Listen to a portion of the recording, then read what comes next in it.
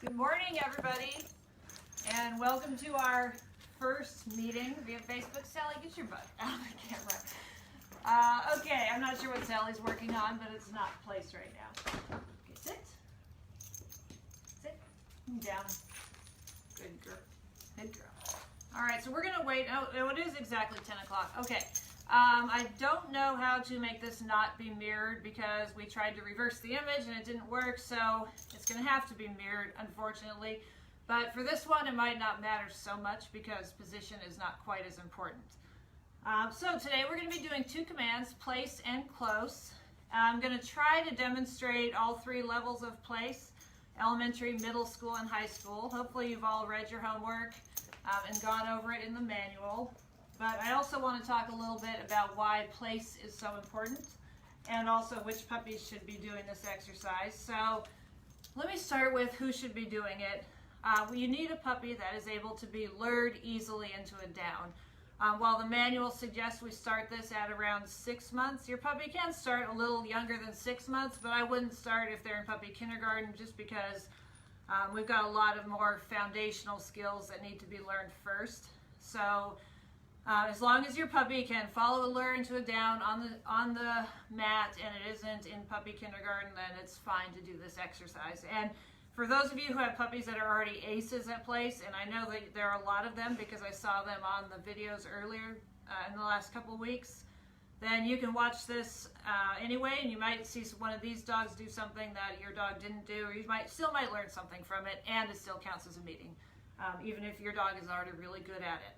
So why do we teach place? A lot of reasons. One is because it encourages calm behavior, which we know we always want in our dogs. Two is because it's a super weapon in the war against counter surfing. I know lots of us are fighting that battle right now. If your dog is on its place, it cannot be on the counter.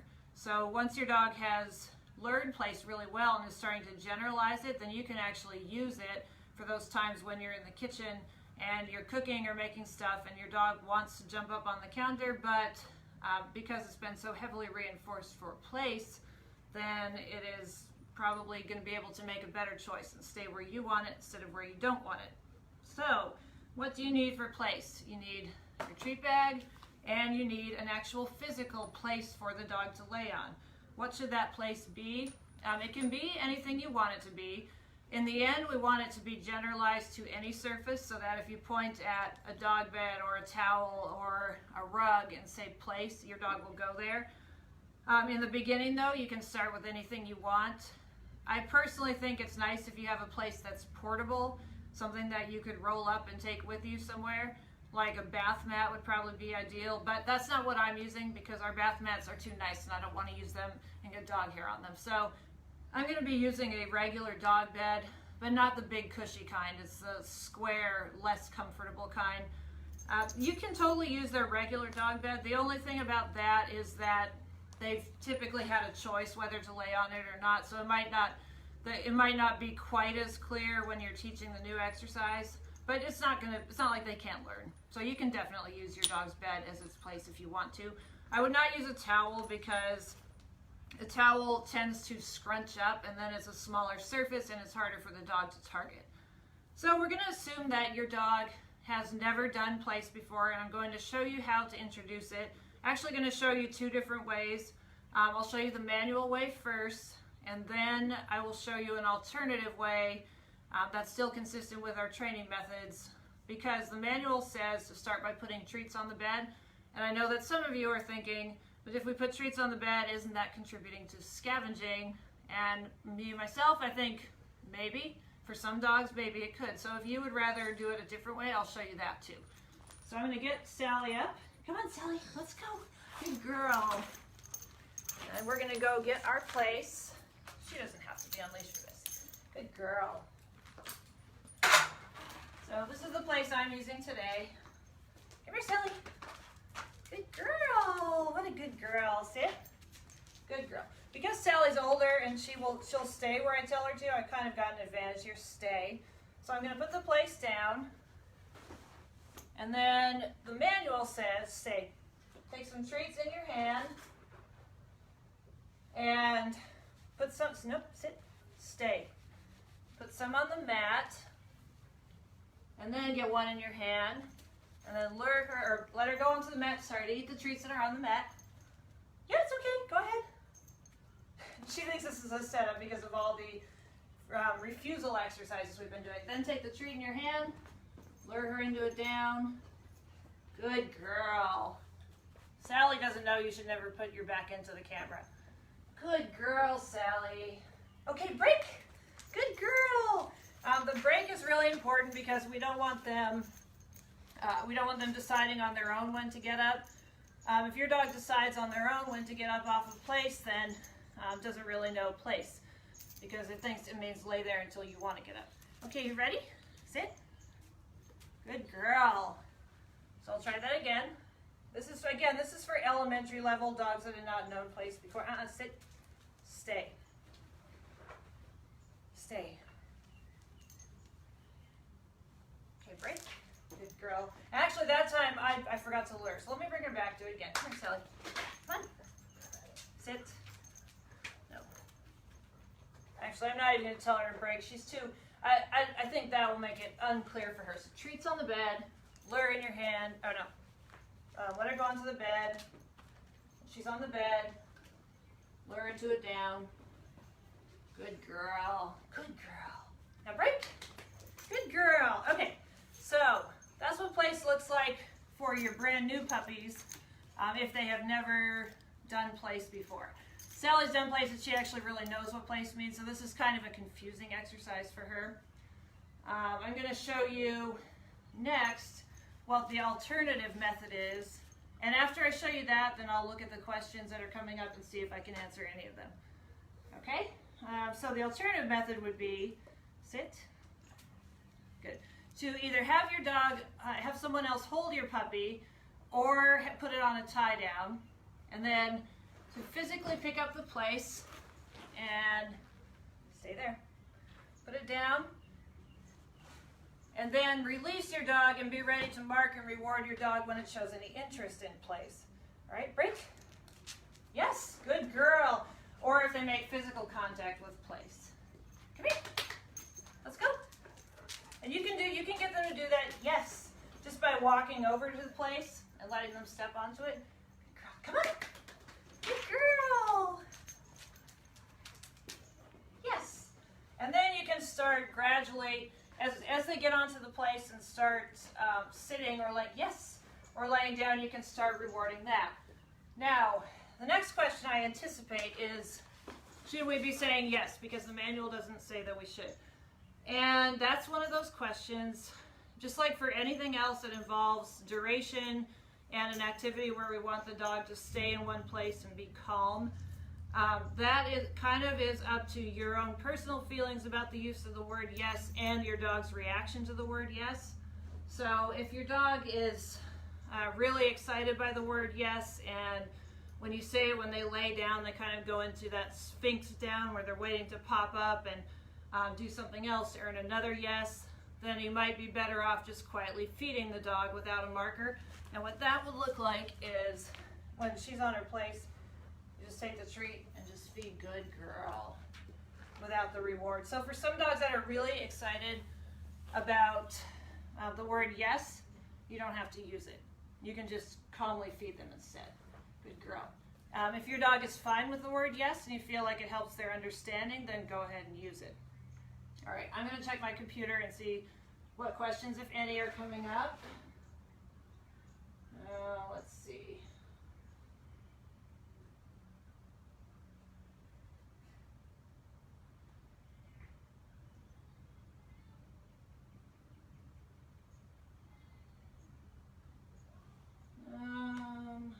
Lots of comments.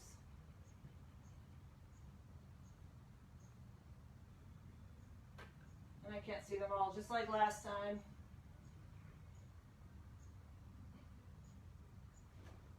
Oh, that's not the right one. Anyway, I hope those of you that have puppies at elementary level are practicing right now.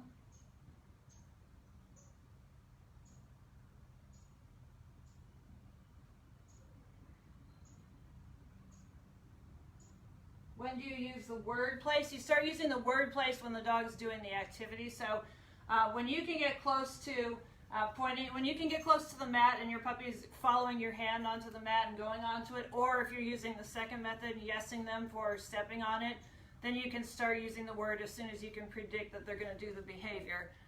Whoever just texted me, I can't see the text because it's on my phone and I don't want to touch it because I'm afraid I'll mess it up.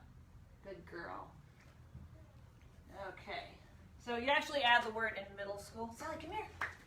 So like if I walked up to the mat like this and I know she's going to get on it, wait, come here, Sally. Good girl. Then as I approach it, I would say, Sally, place. And then yes. Good girl. Good job. Come here, Sally. Good girl. All right, let me check again. If you have two other dogs in the house, how do you handle this? Put the other two away while you're training for sure. The number of dogs you have in the house can make it way more difficult to train anything, especially something where they're all kind of looking at it, especially if they know what place is and they all want to get on it, like the paw pad. Then it can be very difficult to have just one of them on it and the other one's not. Paws are on place, back end slid off. Should you lure entirely on? That's a good question. What if they only halfway target it? I would say if they put their front feet on and their back feet are still off, then I would wait until they all get on. If all 4 feet are on, and then when they lay down, a couple of them slide off, yes, good girl, then that's probably okay. But I would want all 4 of them on for the initial targeting of the place. Because eventually what's going to happen is if they don't put all their feet on, then they're eventually going to start putting just half of their feet on and the other half are still on the floor, not on the place, and it's not going to be as compact as you want it. Let's see. Wasn't there something about pointing when you lure her down? Yes. That's in middle school, and that's the next thing we're going to do. Because what pointing does is it's like the evolution of the lure, just like everything else. So everything we do with the lure is meant to be replaced by a hand signal that looks like the lure. So if the lure looks like this, then the hand signal is going to look like this. Hopefully that makes sense. Come here, Sally. Let's go. Good girl. Wait, come here. So for middle school, we want to be close to the mat. The manual says with a treat in your hand. I would not put a treat in your hand because then the dog's nose is going to stay at your hand instead of on the mat. So then at that point, when we're in middle school, and that's when the dog is readily getting onto the mat for either the treats that you put there or else for just putting down the mat and being marked for it, and is readily going into a down, then you stand close to the mat and you say, Sally, place, and then, yes, good girl. Good girl. So we're still close to the mat, and I'm still giving her a very obvious visual cue for her to go there. And also, we don't have any duration in this stage. I mean, she does because she knows place, but if you were just starting with your own puppy, they wouldn't necessarily. So duration is something else that you have to build on over time. I'm kind of tempted to bring Pip out and see if she... I don't think Pip is as good at place as Sally, partly because I confess I didn't work as hard on it as I should have when she was a puppy, partly because she hasn't been back in my house very long and she's still adjusting. But once I demonstrate what high school looks like with Sally, then I'll go get Pip and we'll run through the whole thing again. Let's see. Thank you to whoever said such clear teaching. I feel like I'm forgetting things nonstop, but thank you. I appreciate that. Okay, high school is it's not that different from middle school. It's just that when you get into high school, you have a dog that when you point at the place from a reasonable distance, I wouldn't do it from like across the room. Maybe you can. Some of you, I saw in the video, some of you probably could, and it would be fine. But reasonably close to the place, dogs should obey hand signal or the verbal command, and you can start building duration. And that's the most challenging thing for a lot of people, but that's also the most important thing. Most of them learn to get on the place pretty easily. It's staying on there that's the problem, because they get bored and they want to get up and walk around and do other things. So Sally and I will demo place. Sally is, I think she's 15 months old. She's LL 18. Supposed to come in March and move to June. Come on, Sally. Come on. Come here, Sally. Sally knows place so well that she did not want to get off it for a non-standard command. Okay, so when we're at high school level, then we're still going to use hand or verbal, so I'll try hand and see if she responds. And we're also going to intermittent reinforcement. So that means we don't mark and reward every single time they get on. And I probably will not mark and reward when she first gets on. I will verbally praise her, but I'm not going to give her a treat. We're going to start working on duration. So I'm going to point. Good girl, Sally. See, her 4 feet are not on the mat, but they were. She stepped onto it and she laid down, and she's just too long to stay on the mat, so I think that's fine. Good girl, Sally. So we're working on duration. I don't really have a set time period. If this is a new dog, I would have already rewarded by now, but she's not, so I'll reward her now, and I'm just going to walk up and reward without the yes, because for her, I feel like the yes makes her more excited, more likely to get up. So when you're working on duration, you're not going to do it while you're in the middle of a recipe that demands your attention. You're going to work on it when you're not doing anything else. That's a good girl. Good job, Sally. Good job, Sally. And so we're working on the 3 Ds, right? Duration, distance, distraction. I'm working on duration right now. What I wouldn't want to do is work on all 3 of them at the same time. So I wouldn't want to like walk all the way away from her and then make her lay there for a long time and then throw a bunch of food on the floor. I mean, I can with her because she's good, but that is not the way to be successful with any puppy. Puppy just learning place, trust me. What a good girl. So when you have a dog that will stay on their place, it's obviously super convenient. Now, if you want them to stay in their place when you have heavy distractions going on, like the door, for example, the doorbell. I've been to a lot of your houses and done one-on-ones with dogs staying in place for the doorbell. Honestly, somebody could have an entire career just going to puppy raisers' homes and working on place with the doorbell because it's that ubiquitous of a problem. Sally, they're not on the floor anymore. She's looking over there where the treats were. Hey, they're in there. Good girl. Good girl.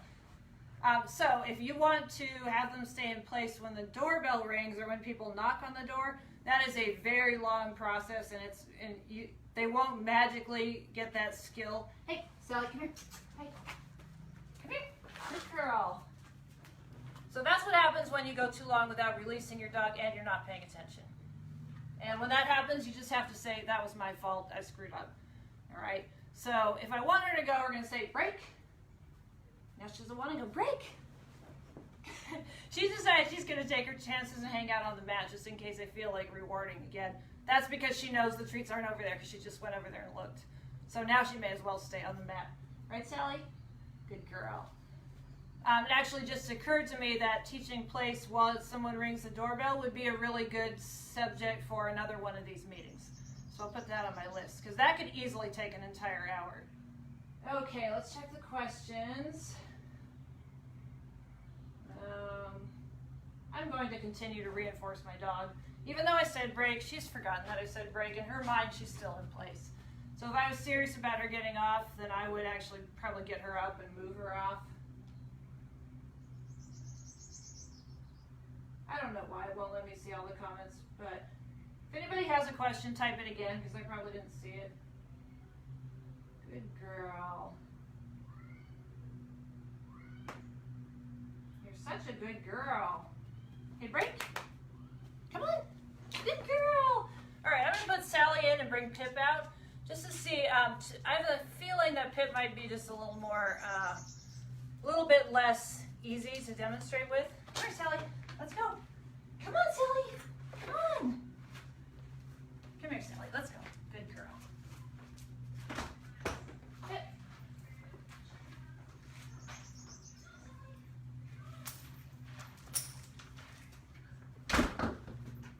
Okay, here's Pip. So, for everyone who doesn't know, Pip is out of the program and she's back home as a pet with me, and she's obviously very happy to be here. Good girl, Pip. Good girl. And I actually tried her on place this morning, and she acted like she'd never heard of it in her life. So while I do admit that I was a little lax in teaching her, she did know it, sort of. So it's almost like we're starting with a new dog with her. So with her, I'm going to start using the second way that I demo. We're just going to assume she doesn't know it. Good girl. So I'm going to pick up the place, and then I'm going to put it down, and we'll mark and reward her for going to check it out. So sit. Good girl, down. Stay. And when I do it this way, I really like to make a big deal out of it because I want them to want to go see it, so I'll show it to them like, hey, look. Nope, sit. Down. Good girl. Stay. I'm going to put it down like I'm putting down something very important. If you have a dog that is not ready for this level of stay, then you need an assistant, or you can put it on tie down. Stay.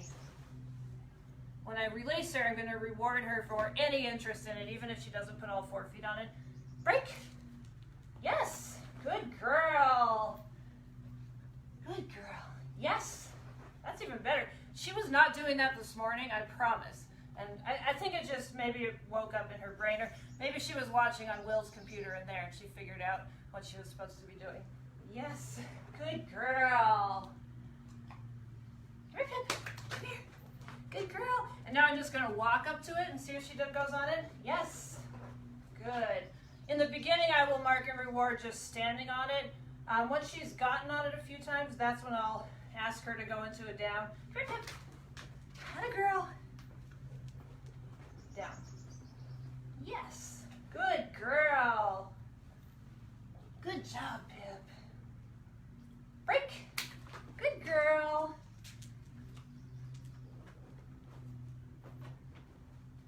Yes.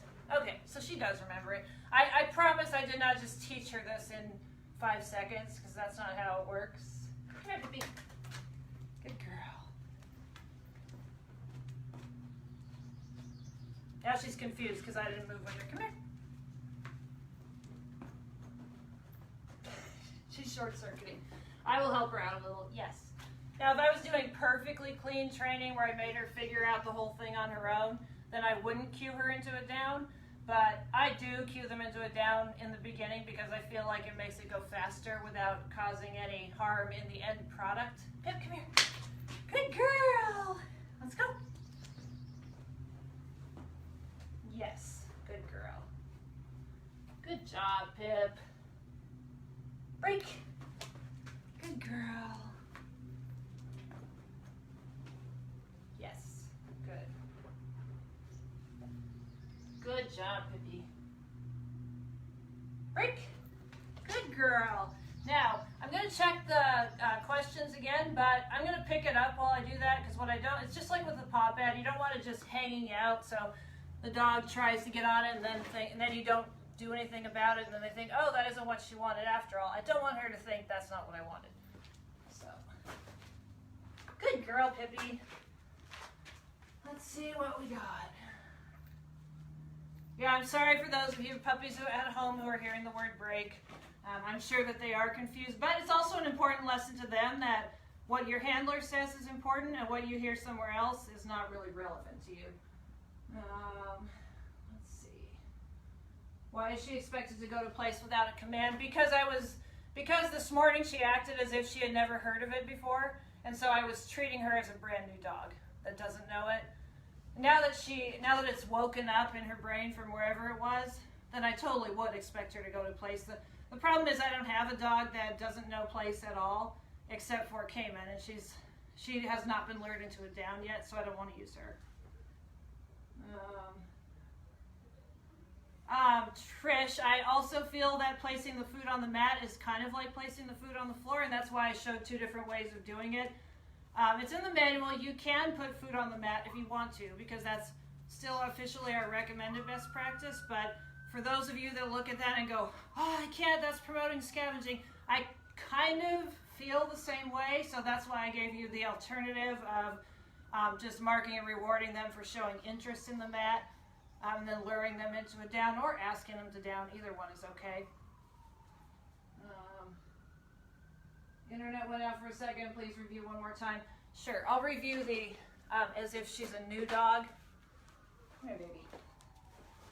So if she's a new dog, I put it down. I'm going to remark and reward her getting on it. Yes.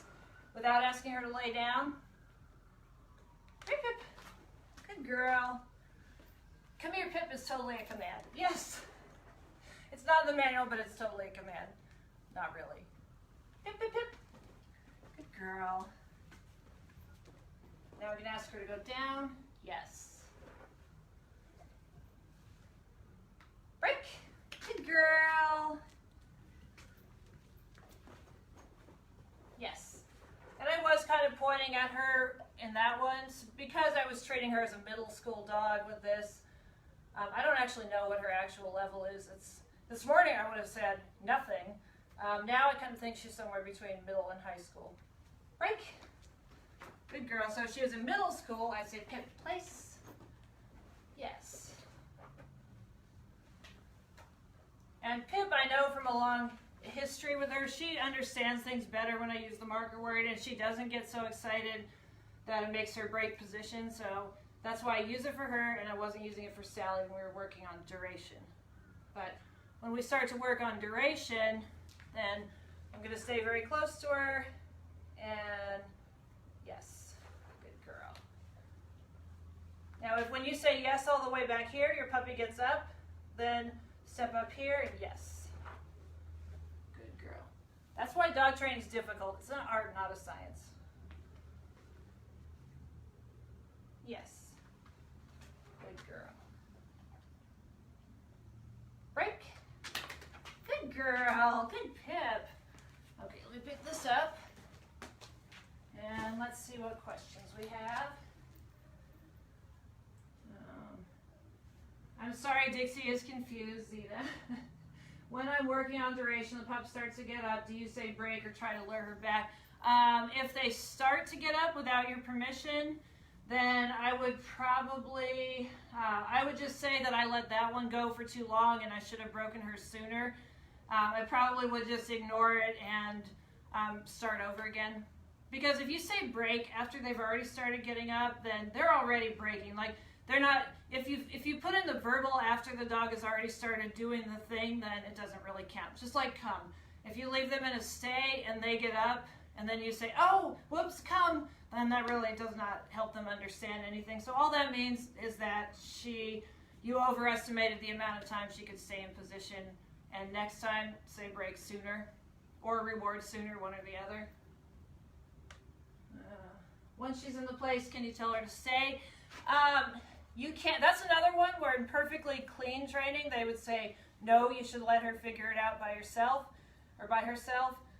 I like to be efficient, and to me, sometimes it does help them understand better if you say stay. So I'm not saying that you can't say stay.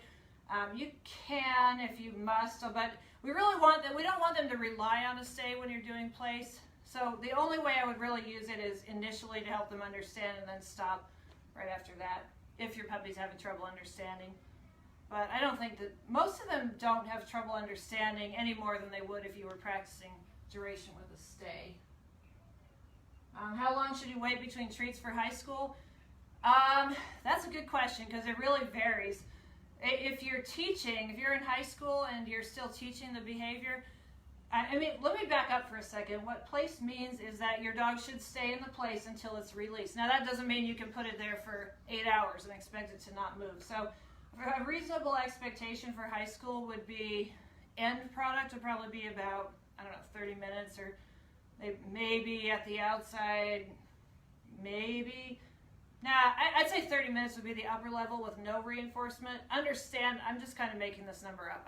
We don't have a real number, but that would be if you've worked very, very, very hard and gone from reinforcing every 30 seconds to every 1 minute to every 2 minutes to every 5 minutes. So you would have had to work all the way through all those stages before you could even think of getting up to 30 minutes. It takes a very long time. So you can usually get to high school level pretty quickly, but building duration from there takes a long time, especially if there's a distraction, like the doorbell. Let's see what else. High school level, should we be targeting their place? to a location outside of the room. No, you don't have to make them go, you don't have to do like, that's like graduate school place. Like if you were sitting in the living room and you pointed in the direction of the bedroom door where their place is. I mean, you can certainly do that if you're really bored and you have nothing else to do. Then you can build up to that if you want to. Just understand it takes a long time, and real world it isn't usually necessary, because usually the place is somewhere kind of central to the household that it's easy to put them when you're not able to be actively engaged with them. Good question though. I've answered the questions I could see. If I can't see any more of them, if you have a question that you couldn't see, then you can retype it and hopefully I'll see it. In the meantime, we're going to go ahead and go on to, 10:30, that's so perfect. Okay, we're going to go ahead and go to close. Come here, Pip. Let's go. Now, those of you who know Pip are probably thinking, why doesn't she use Pip for close? And maybe I will later, but I can say that close has never been Pip's favorite command, never ever. She's never been a fan. She does not like to get close. So let me demo with the easier dog, and then I'll take her out to show you what to do if you got a sticky dog. Come here, Pip. Pip. Pip. Good. Pip in, Sally out.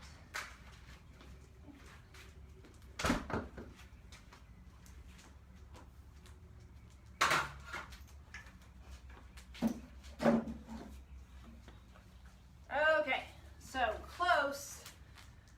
Close is one that our trainers love and our students love, because positioning a guide dog is really important. When you have a guide dog, you cannot have your dog sprawled out in the aisle, blocking people's path. It's dangerous to have their tail out where it can get stepped on.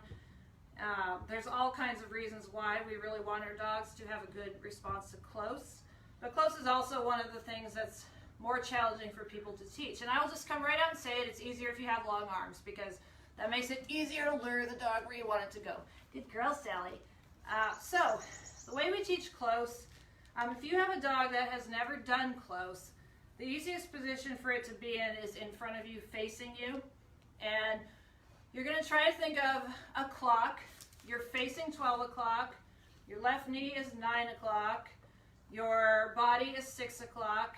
Your right knee is 3 o'clock. Okay, and you are going to lure the dog with a piece of food in your hand from 12 to 9 to 6 to 3, and then you're going to lure it into a sit, and that's the end product. It's the dog sitting between your legs, facing the same way you are, and looking the other direction. All right, Sally, you want to do it? Good girl. She's ready for whatever we're going to do. So I'm going to get a piece of food and get her out in front of me. Now, the manual also says when you're teaching it, start with the 3-hand pat on your right thigh. If that is too difficult for you, or you have treats in your hand and it takes too much coordination, I totally understand that. I lure with my right hand, and it's hard to pat my right thigh with treats in my right hand. So I could either put my treats in my left hand and do that, or I could just save the pat till the whole thing is going more smoothly. So I'll start with treats in my left hand, pat my right thigh. Good. Then I'm going to let her lick my lure hand. And I'm going to move her. She's right now at 12. I'm going to move her to 9. Then I'm going to move her to 6. Then I'm going to move her to 3. And this is where it gets the most difficult. Because if you don't reach out and kind of catch their butt, then they are going to, they're going to spin out, most likely. So when I say catch their butt, I'll show you what I don't mean. Come here, Sally. Good girl. Good girl. I don't mean like that. That's not what we're doing. We're going to do, I'll do it again. Come here, Sally. Over here. Good girl. So starting at 12. Oh, wait, I forgot my hand. Okay, starting 12, lure to 9, lure to 6, lure to 3, gentle hand on the butt, and then back to 12. I did not put any pressure on her butt at all. I just put my hand there to block her from spinning and staying stuck sideways. And that is the most common problem I see. Most people can get the 12, 9, 6. It's when they get to 3 and their dog's butt doesn't come in. That's when they start to have a problem. Good girl, Sally. Sally has gone into a down under, but I'm not going to worry about that for now.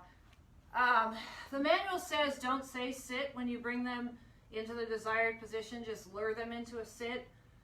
I sometimes say sit when I get them in the right position. It's not the end of the world if you do. I think the reason that they don't want you to say sit is because the dog is following the lure, and when they're following the lure, they're not expected to respond to commands, they're just expected to follow it. But I personally have seen enough people say sit, have said enough to sit enough times myself that I don't feel like it's the worst thing in the world. All right, we'll do this one more time. Good girl, Sally. You're such a good girl. She's such a good sport. She's always ready to play along. Okay, so we'll get her out in front. This is the easiest position, like I said. Tap the thigh. Lower 12, 3, 6. Sorry, that was 12, 9, 6. And then let her eat the lure. Good girl. Good job, Sally. Break. Let me see what questions we have. Get out of there. Before I go back to the next level.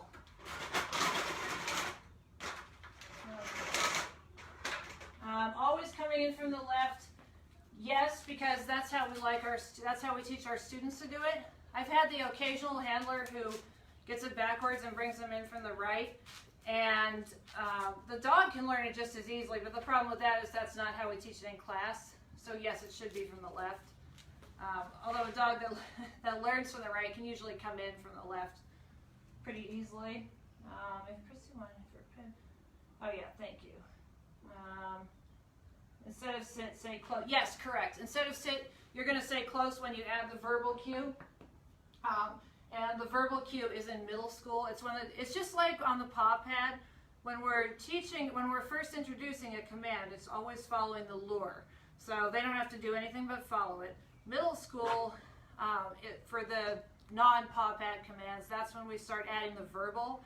And our rationale for adding the verbal is that the dog is already, it's performing the behavior easily. So then all we have to do is precede the cue for the behavior, which is the hand motion. We precede that with the verbal, and then the dog will begin to understand that the verbal predicts the physical, and then they'll be in a hurry to do it because they're in a hurry to get the reward. So that's the next question. Do we command down after the close? Not unless we're working on down under. And I encourage you not to work on down under until you have a solid close. Because down under, for some reason, it seems to be easier or more satisfied or more salient, or I don't know what. The dogs seem to pick it up quicker. So what you don't want is a dog that immediately goes down and under, because although we most of the time when we put them in a close, we eventually want them in a down, not all the time. Some of the times we need them to sit because we're brushing their teeth or cleaning their ears or something, which is how our trainers have told us they like to see close used one way. Another reason would be if you're on, like say you're on a crowded city bus and you're in one of those side-facing seats with a wheel well underneath and your dog can't go under. If they go down in that position, then their paws are going to block the aisle and they can get stepped on. So that would be a reason where we want them to stay in close. I very seldom have a problem with anybody teaching down under. Close is much more of a problem. So teach a solid close first before you start doing down under. Okay, let's see what else we have. How should you break them while staying sitting? You can say break, and kind of if they don't want to get up, you can break. You know, they'll usually do it for that. If they don't, then if you got a dog that just wants to stay in close, then I guess you can just get up and walk away from them if they don't go when you give them encouragement. But most dogs will. You just have to get a little more animated. You do stand out. Yeah, you could do stand out close for sure. Anything that releases the dog from the position is okay. So just like in stay, when you return to your dog, you can say break, or you can say let's go, or you can say down or stand. You can do the same thing for close. As long as you give them permission to get out, it doesn't really matter which cue you use, although I think break is the easiest. Please review the way you circle up. Let's see, the way, I'm backwards again, I'm sorry.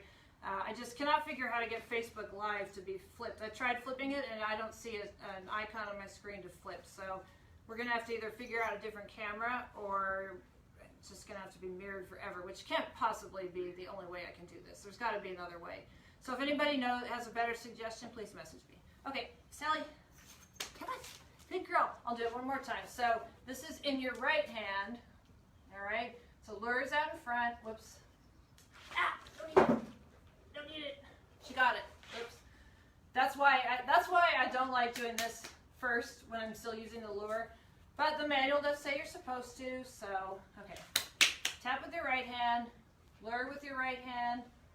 12, 9, 6, 3. Catch your butt. That was not a good one, Sally. Let's do that one again. That's because I moved my treat bag to the center and I think she got confused by that. Come here, Sally. Okay. So, 12, 9, 6. Come on, 6, 3.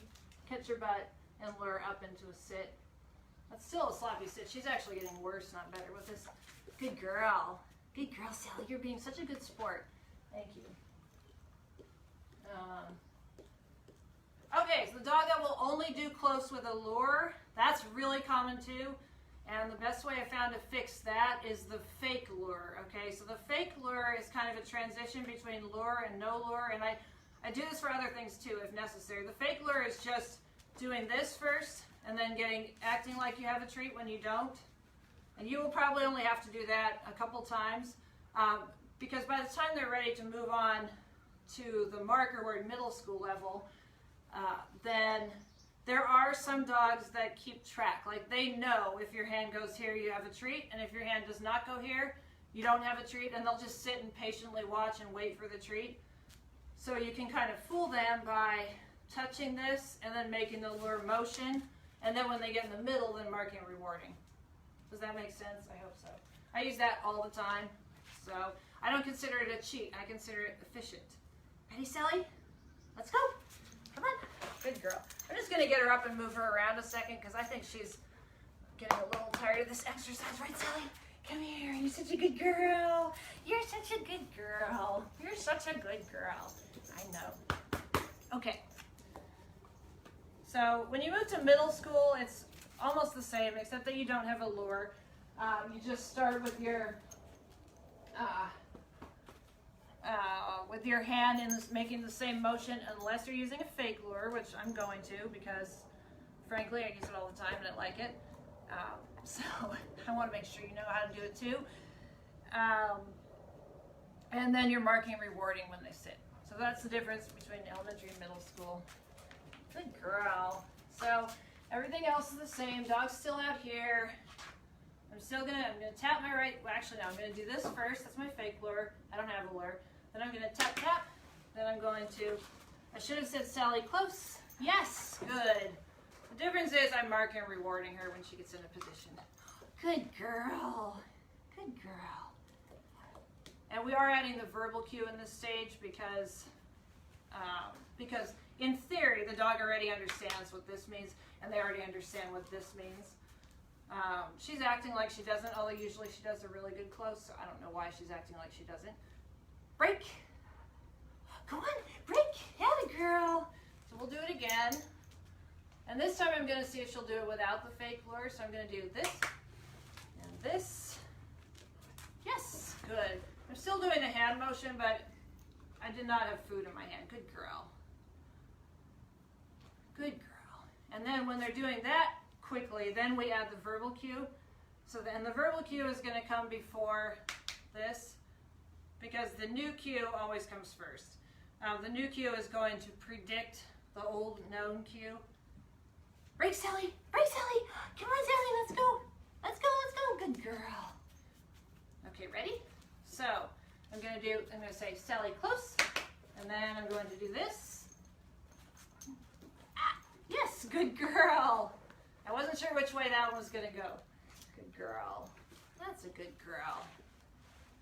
So that is more or less middle school. If you keep treating well and close and loving on them with happy tones, yes, correct. The more positive attention you can give them here, the more they're going to get to like this position. It's really not a natural position for them. They really like to look at our face, just like they do with, that's why we use paw pad, because it's hard to get them to stand in position next to us when they want to be looking up at us. I know she laid down. She's really not supposed to do that unless I ask her to, but I'm going to cut her some slack because she's been working hard as my demo dog. Right, Sally? Right? Such a good girl. Let's look at the questions.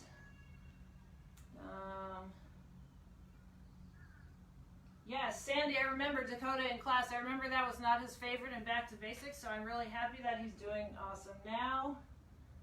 Yeah, when I say yes, they do expect a treat. They do. So it's one of the hard life lessons for them. I'm sorry, but it only counts when it comes from your handler. What if they turn the other way? 12, 3, 6, 9. The problem with that is that that's not how we teach it in class. And because we're teaching large numbers of students at the same time, they really have to be consistent with which way they go. So because as a trainer in class, I'd be sitting here with 9 people saying, now take your right hand and move it to your left knee, and then to your stomach, and then to your right knee. Except for you with Fluffy over there, you have to move it to your right. No, it just wouldn't work. So that's the reason. So if your dog is circling the other way, then try to get it circling the right way, or the way that we've decided is the conventional way. When do you transition to doing close on leash? Anytime you want. And you're not using the leash to move them. They're following your hand, so it really doesn't matter if the leash is on or not. What if they do it with fake lure but won't without any hand motion? You can keep doing the hand motion. This thing tends to be one of the last things that we can fade. So even when they know there's not a lure, if they whip into place with this, then what I would do is I've made my verbal cue preceding that like really, really exciting. You could even do something like, come here, Sally. Come here, Sally. If they're at that stage, then they should be able to hold a stay. Sit. Hold a stay while you stay. While you get ready. So you can kind of build them up like they're sitting in a stay. You know they want to go. You ready? Are you ready? Kind of get them excited, and then Sally, close. And then, well, that was her worst one yet. Yes, she did sit though. But the more excited you can get them, and the more you can make your commands sound like almost like a release, then if they're at all anticipatory, most of our dogs are, then hopefully they will put that energy into making the circle, even if you don't do the full motion with your hand. 12, 9, 6, 3, correct. Yeah, Kathy, yes, the fake lure is okay to use. In fact, I don't know how many hours of training time it saved me. I cannot even begin to imagine. A lot. But you usually only have to use it 2 or 3 times. It really is a bridge to no lure, because what it does is it gets them focused on the yes at the end of the behavior. Because when they're following a lure, they're focused on the food in your hand. When they start responding to a mark and reward, then they're thinking about what they need to do to get the mark and reward. We don't mark and reward with the lure, but the fake lure just helps them seem to understand, like, oh, okay, I have to do this, and then I get it. Like, then I get the payoff. I don't know why it works, but it works.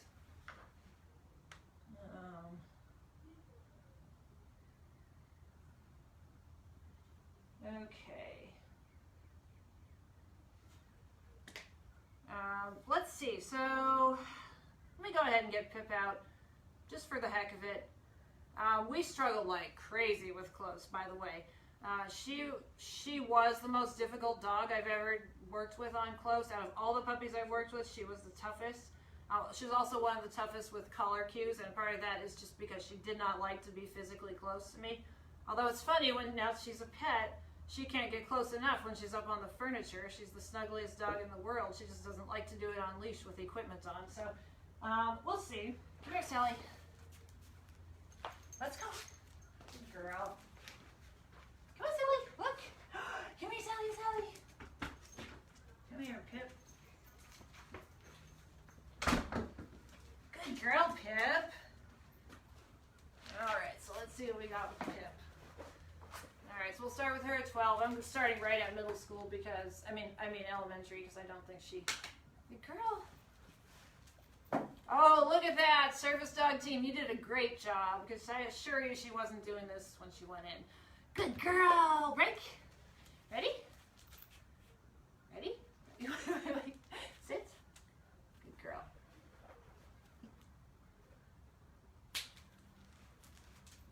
Yeah, good girl. Did you hear that? I almost said yes, and then I was like, no, you used alert, don't say yes. Good girl. Break. Ready, Pip? Let's see if she does it without. Pip, close. She got a little brain fart. Yes. Good girl. Good job, Pippi. Yeah, good girl. Did you learn that? Yes, you did.